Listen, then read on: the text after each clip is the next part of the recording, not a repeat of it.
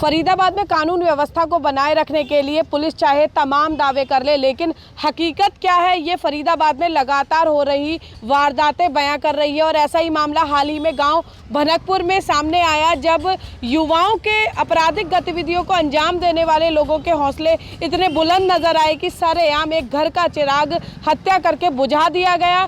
तमाम सबूत भी पुलिस को दे दिए गए और सीसीटीवी फुटेज भी दे दी गई, लेकिन पुलिस हाथ पर हाथ धरे बैठी रही। और आज इसी बात से गुस्साए गांव भनकपुर के जो ग्रामीण हैं, जो मृतक के परिजन हैं, वो तमाम लोग यहां पर पुलिस आयुक्त ऑफिस में आए हैं और अब गुहार लगाई है न्याय की। देखिए, तमाम ये ग्रामीण मौजूद है और जिस घर का बच्चा गया हो उस परिजनों पर क्या बीती होगी इसका सहज ही अंदाजा लगाया जा सकता है। लेकिन अब बच्चा वापस नहीं आ सकता, लेकिन न्याय की गुहार लगाने के लिए आए हैं। क्या नाम है भैया आपका? शक्ति सिंह। क्या मामला था ये? मामला बच्चों का था जी। स्कूल में आपस में हो जाती है थोड़ा बहुत बच्चों का। बच्चा स्कूल से आ रहा था, 2:30 बजे वो ड्रॉप किया है नंगला जोगियान बस ने, और उसने बस वालों से कहा है कि भाई आज मेरे को गांव तक छोड़ दो। उसको चैलेंज मिल गया था, फ़ोन पे ही उसको कह दिया गया था कि आज तेरे साथ कुछ अनहोनी होने वाली है। लेकिन ड्राइवर और कंडक्टर ने भी लापरवाही की और उसको वहीं पे नंगला जोगियान ड्रॉप कर दिया, जो कि हमारे गांव से 2 किलोमीटर पे है। फिर जब वो उतर गया तो हमारे ही परिवार का एक बच्चा अपनी बहन को लेके आ रहा था, उसने उसको जो है ना लिफ्ट दे दी है, वो बीच में बैठा लिया और बेटी पीछे कर दी है। वो 3 जने आए हैं चाकुओं को लेकर के, जो अपराधी किस्म के लोग हैं, और उसको बीच में एक ने कहा है कि ये है विपिन, और ये कह के एक आगे निकल गया वो मोटरसाइकिल तो, और उन्होंने उसको बीच से खींच के, और ये जो है ना कम से कम 14 इंची चाकू है लंबा और 2.5 से 3 इंच चौड़ा है, उसके ऊपर ताबड़तोड़ हमला कर दिया है बच्चे के ऊपर। और बच्चे ने जो है ना चाकुओं को बचाने की कोशिश भी की है, बस्ता किया है, लेकिन उसको गिरा लिया है 4-5 बच्चों ने। गिराने के बाद और जो है ना क्रिमिनल इतने शातिर हैं, यानी बेरहमी से हत्या बेरहमी से जो है ना उसके जो है ना हार्ट में चाकू घुस। और जो पुलिस रिपोर्ट आई है डॉक्टर की, उसने ये कहा है कि दिल को फाड़ते हुए हड्डी तक जो है ना चाकू पहुंचा है।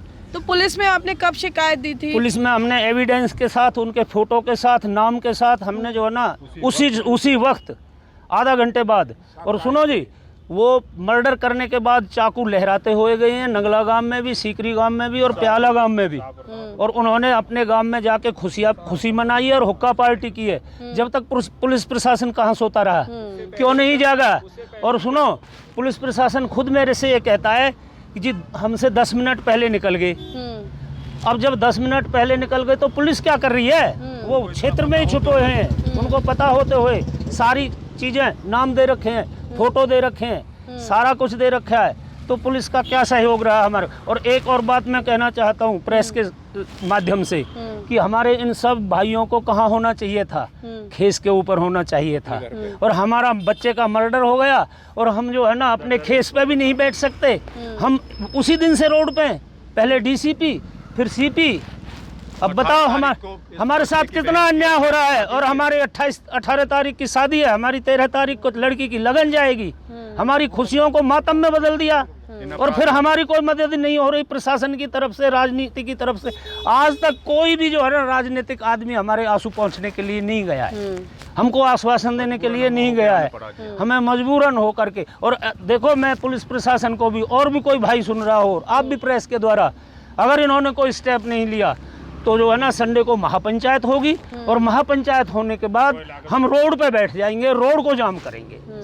सीधा हमारा जो है ना चैलेंज है ये। और देखिए, पृथला से समाज सेवी दीपक डागर जी हमारे साथ मौजूद है। दीपक जी, क्योंकि आप समाज में ग्रामीणों के लिए भी काम करते हैं, किस तरह की मानसिकता मानते हैं कि वो बच्चे जो स्कूल में पढ़ते हैं और इस तरह के बेखौफ होकर न केवल हत्या को अंजाम दे रहे हैं, बेखौफ घूम रहे हैं, और पुलिस का रवैया जो है बहुत ही ढुलमुल नजर आ रहा है। आज पुलिस आयुक्त से जब मिले और ये सारी बातें रखी, तो क्या उन्होंने आश्वासन दिया है? सबसे पहले तो ये जिन्होंने ये इतनी निंदनीय घटना करी है, वो कोई भी उसमें से स्कूल में पढ़ता नहीं है। जो बच्चा हमारा गुजरा है उसके साथ कोई एक लड़का है जिन्होंने ये खेल रचा है सारा, वो तो सारे बाहर के ही हैं, ये तो सारे क्रिमिनल ही हैं। और पुलिस ने आश्वासन तो हमें पहले भी दिया था 2 दिन का, वो भी 2 दिन बीत लिए। वहाँ से हार के फिर आज हम यहाँ पे आए हैं सीपी साहब के। इन्होंने भी आश्वासन दिया है 2 दिन का। भाई हमें तो आश्वासन तो जब आप सीपी साहब से बात कर रहे थे, जो संबंधित पुलिस अधिकारी थे, क्या पूछा कि जब ये सीसीटीवी फुटेज और तमाम सबूत सौंप दिए गए तो आखिर वो आरोपी अभी तक बाहर क्यों है, सलाखों के पीछे क्यों नहीं डाला गया उन्हें? सारे समाज ने उनसे ये बात की, नहीं जी हमने तो सारे सबूत दिए हैं आपको, और ये बाहर की भी नहीं है, अपने नज़दीक के इन्हें पकड़ो। तो खाली अभी उन्होंने हमें आश्वासन दिया है पकड़ने का। तो कुछ संतुष्टि नजर आई सीपी से मिलकर आपको? संतुष्टि तो जी जब होगी जब वो पकड़े जाएंगे, इतने संतुष्टि कोई नहीं है।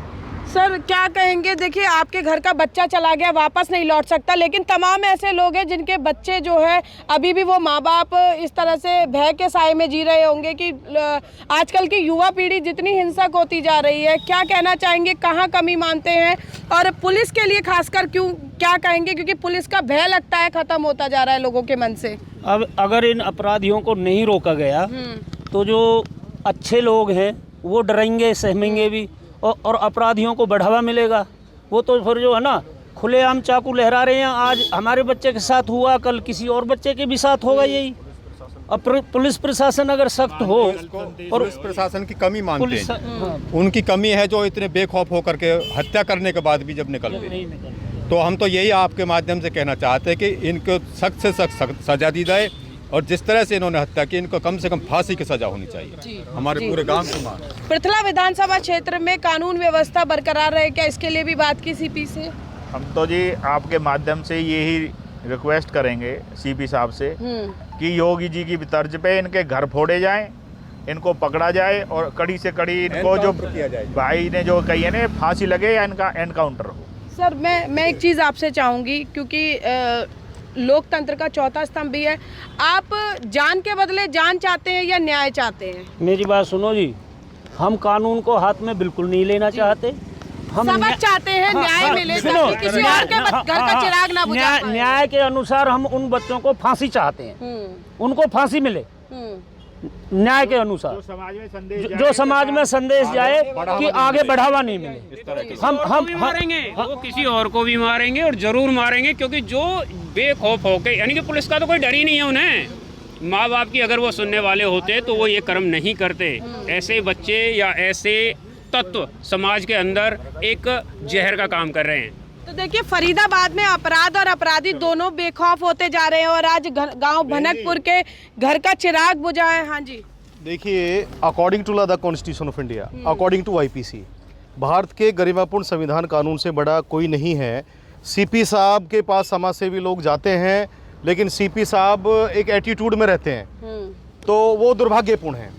एक ऐसी किस तरह का एटीट्यूड, ऐसा एटीट्यूड है कि जो उनका मिलने का तरीका है, लोगों से खड़े होकर मिलते हैं, चाहे कितना प्रतिष्ठित व्यक्ति उनके पास जाए, तो ये दुर्भाग्यपूर्ण है। आपको कुर्सी दी है, लेकिन आप जनता के नौकर हैं, ये ना आप नहीं बोलना चाहिए उनको, और जनता की ड्यूटी कर रहे हैं, जनता के टैक्स से उनको तनख्वाह मिलती है, ये उनको ध्यान रहना चाहिए, सनद रहना चाहिए। इस घटना से पूरा हरियाणा दहल चुका है, पूरा देश दहल चुका है। अगर स्कूल में जाने वाले बच्चे इस तरीके से घटना का अंजाम देंगे, अपराधी प्रवृत्ति धारण करेंगे, और जो ये घटना भनकपुर गांव में ये हुई है, बच्चे के साथ हुई है, परिवार के साथ हुई है, जहां एक सामाजिक व्यवस्था ये होती है, संस्कार ये होता है, इन सभी लोगों को वहाँ पर जो हमारा खेस होता है, सामाजिक तौर पे कुल्ला पानी होता है, जो गम के लिए, गमी के लिए लोग आते हैं, सांत्वना देने के लिए आते हैं, वहाँ पर बैठना चाहिए था, लेकिन पूरे क्षेत्र के लोग यहाँ पर आए हुए हैं, तो वो दुर्भाग्यपूर्ण है। तो मैं एज पर लो ये कहना चाहूँगा कि इस मामले में SIT जांच गठित हो, SIT जांच DCP हेडक्वार्टर या DCP क्राइम इनके द्वारा, एक उच्च अधिकारियों के द्वारा, और उनकी भी जवाबदेही तय की जाए।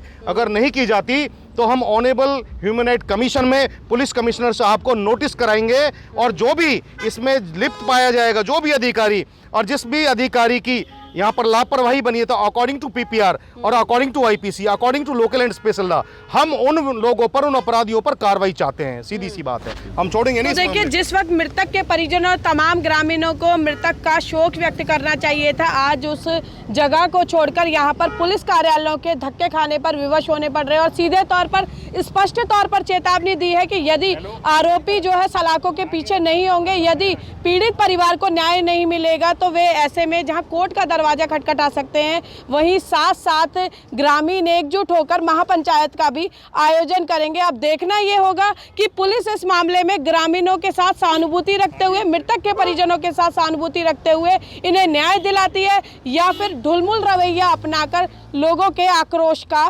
कारण बनती है। कैमरा पर्सन शिवम के साथ फरीदाबाद से पूजा शर्मा। हमसे जुड़े रहने के लिए हमारे YouTube चैनल को सब्सक्राइब करें और नई वीडियो की नोटिफिकेशन के लिए बेल आइकॉन को दबाएं। अगर आप ये वीडियो Facebook पर देख रहे हैं तो लाइक जरूर करें और ज्यादा से ज्यादा शेयर करें। धन्यवाद।